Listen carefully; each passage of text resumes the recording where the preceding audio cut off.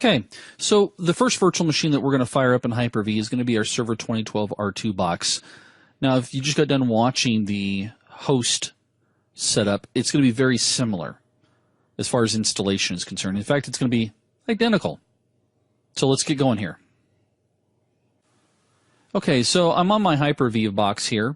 This is actually my Hyper-V server that I have here. It's got a bazillion gigs of RAM, and it's got a ton of hard drive space in it. Just ignore these virtual machines. These are not the virtual machines you are looking for. These are ones that I use in my own production environment here at the Justice League. Yeah, no, see, Batman reference, huh? So I'm going to go and create a new virtual machine on my Batcave. So I'm going to select New, Virtual Machine. It's going to walk me through my 4-hour wizard. 4-hour wizard, not really. I just like making people think I work a long time. I hit Next. Asks, what's the name of the machine that you'd like to create? Well, I'm going to call this one Ethical Hacking, or EH, Server 2012. Maybe I should do R2 just in case I have another box on there called 2012. Now it's asking me also where do I want to store the virtual machines. You can store them in the default location, or you can specify somewhere else. So I'm going to just put them here. Actually, let's put them in a different location. I want to put them on my D drive under CEH project. I'm just going to, again, I'm a stickler for organization. So I'm going to create a folder here. I'm going to call it VMs. And this is where I'm going to put all my VMs. And it'll create a subdirectory for me named after the machine. And what this is asking for is not actually where do you want to install, but where do you want to put the configuration files that make up the virtual machine. I'm going to hit Next. It then asks what generation of Hyper-V do you want to create. Trust me on this one. Again, this is not a Hyper-V class. We're just going to take Gen 1. And it says how much memory do you want to utilize? Well, you need at least on this box here, you probably want to have like 4 gig. On this box, let's go ahead and just give it 248 megabit, which is 2 gigs of hard drive space or of memory. Now I know this isn't a ton of memory associated to the machine, but again, this machine is going to have. Actually, I take that back. Let's do 4 gig because we're going to install SQL on this box. We're going to really kind of put it to its limit here. We'll also be installing the web services on this box as well. Don't worry about the dynamic memory. We're just going to hit Next. And it says, okay, what network do you want to hook it up to? Well, you can see I've got a couple of networks here. I don't want to necessarily put it on my production environment or on my DAG network, so I'm going to put it on my hacking network, because that's why I created it, so it's completely separate. I'm going to hit Next. Here's where it's saying, where do you want to put the virtual machine? The file that represents the virtual machine. You'll notice it picked up the name. The new extension now for Hyper-V is VHDX, and you'll see here that the directory it's going to create, or it's going to place it inside of CEH project, VMs, and see, I told you, it created a directory there, and it created another subdirectory, or it will create a new subdirectory called virtual hard disks, and that's good. I'm going to leave it right there. It also says how big do you want this hard drive to be. Now, the default for this is to be a dynamically expanding hard drive, meaning that even though I specify 127 gigs, it's not going to take up 127 gigs on my physical drive.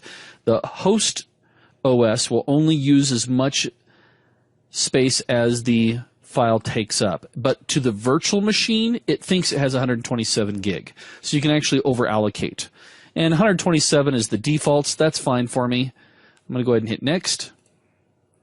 It then says, okay, we need to install an operating system because obviously this is a new machine. Do you want to install an OS later? Nope. I want to actually do this based off of an ISO. And hey, here we go with those ISOs. Remember we downloaded them? We put them here inside of our ISO directory. And there's my 2012 trial. I'm going to select Open. Hit Next. I get a summary screen. I'm going to go ahead and select Finish.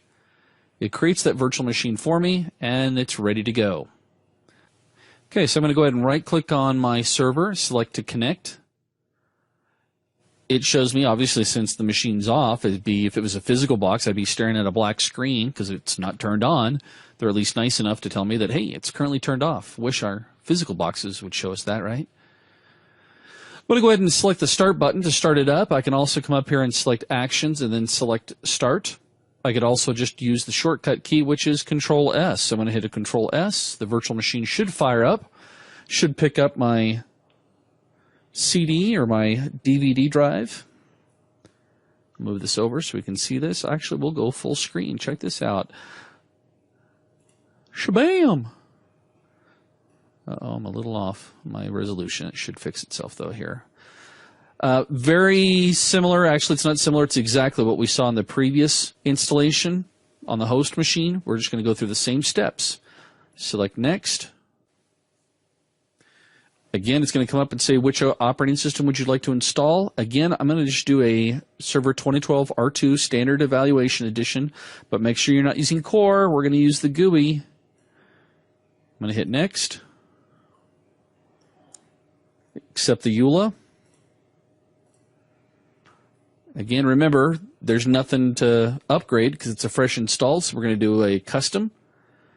I'm going to take the whole partition, and it's another waiting game. We'll pause the video and come back when it's finished up. Okay, so it's finished installing all of our features or updates. Again, we don't need to wait for it to reboot. Nothing magical about the green line. We'll just go ahead and reboot. Make sure you don't press a key. Oh, there we go. So again, we're going to be asking us for a password. We're going to use our top secret password. Again, if you didn't see the host setup, there it is right there. We're going to use $$$W0RD. I'm going to come down here and type that in as again. Hit Finished.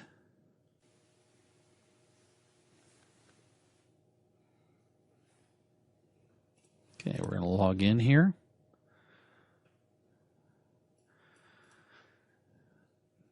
To log in, if you don't know the shortcut for it, you're going to have to come back to a windowed environment so that you can get to the actions.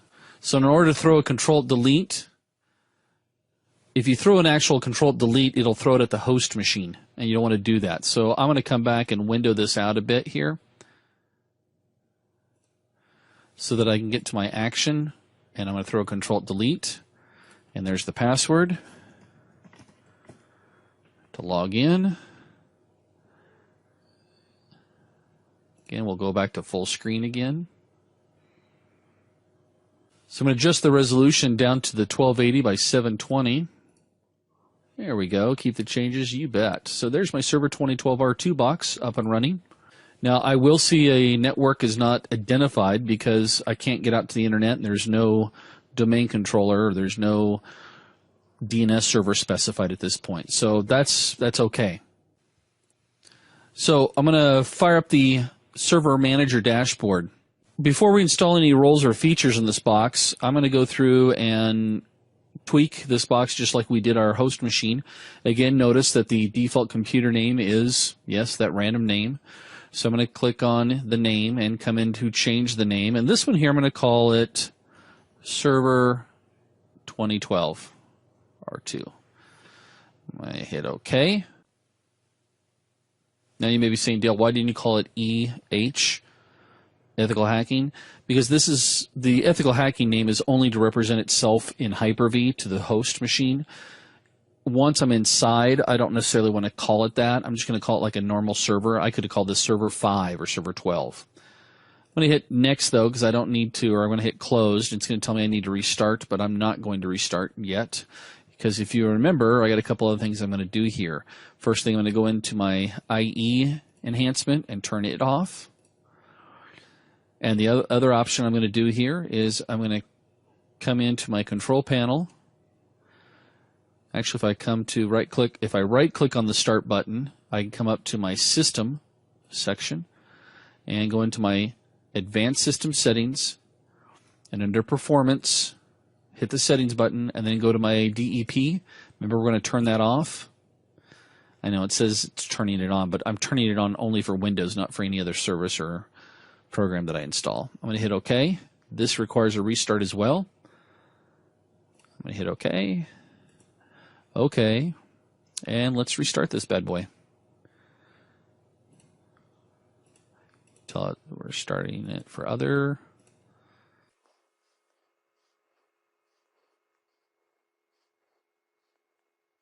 So I'm going to log in again. And I'm going to window this here just for a second. Throw Control Delete. Give our password. Again, we'll go back to full screen.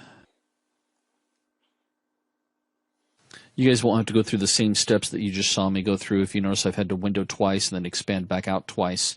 And I can't throw Control-Alt-End from my machine because I'm actually getting into my Batcave remotely. So it adds another layer of virtualization, or basically I'm getting into my machine remotely and then running virtualization where you guys won't have that issue. Now, again, if you come down here and you see these services, you can right-click on them. Oops, excuse me, you can left-click on them. I just like to make sure that none of them are services that's supposed to start automatically. The automatic with delay start, it just means that it hasn't fired up yet, and these eventually will fire off for me. Okay, so what we want to do next is install IIS as a web server, because it'll be one of the things that we'll try to attack. We're going to come in here into our Add Roles and Features. So I'm going to hit Next. It's going to be a role-based installation.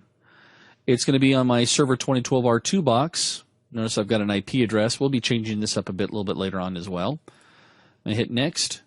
It says, okay, well, what role do you want to install? Well, the role I'd like to install is IIS. And when I select to install web server IIS, it tells me that I need to have these tools installed as well. So I'm going to add those features in. I'm going to hit Next. Now it's asking me for features specific to this particular machine. So I'm going to go through and select the following features to install. I'm going to do my back bits. I'm going to install bits. I'm going to take those as default. I'm also going to install my BitLocker options. And I'm going to take branch cache, client for FS. We're going to just go ahead and click all of these right here. Take the additional features, group policy management console,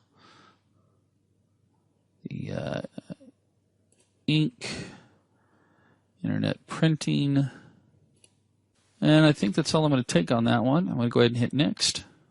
Hit Next again, and here it just comes up and asks me for the different roles within IIS that I want to make sure I support. We don't need to make any changes here because we've already installed the IIS options. I'm going to hit Next.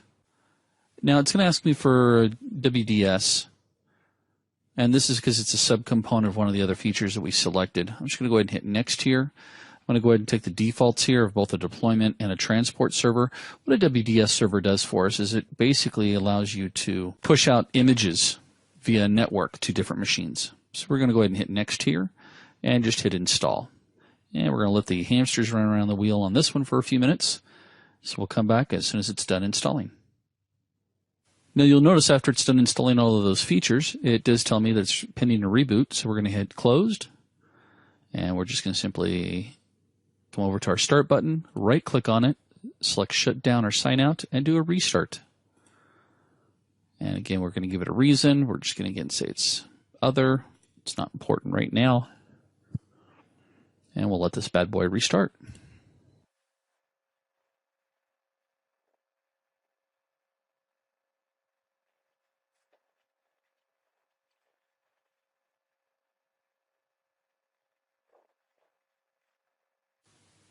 Okay, we're again going to log in. I've got to do my login a little differently than you guys.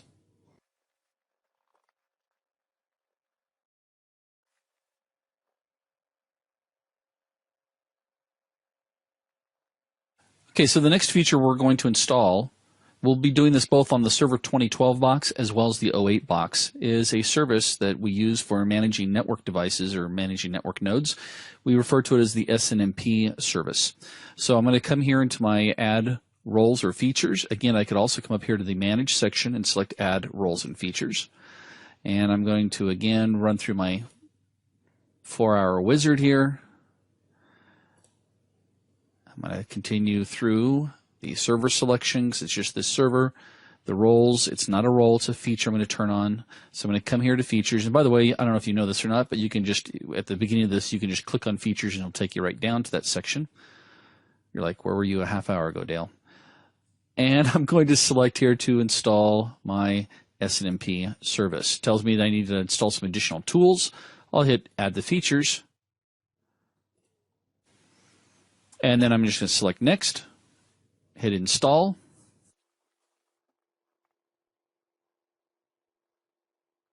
Tells me here that it's successfully installed. I'll hit Close. Notice here under my action flag, I have that it's successfully installed, so I can get rid of that. And then I'm going to come into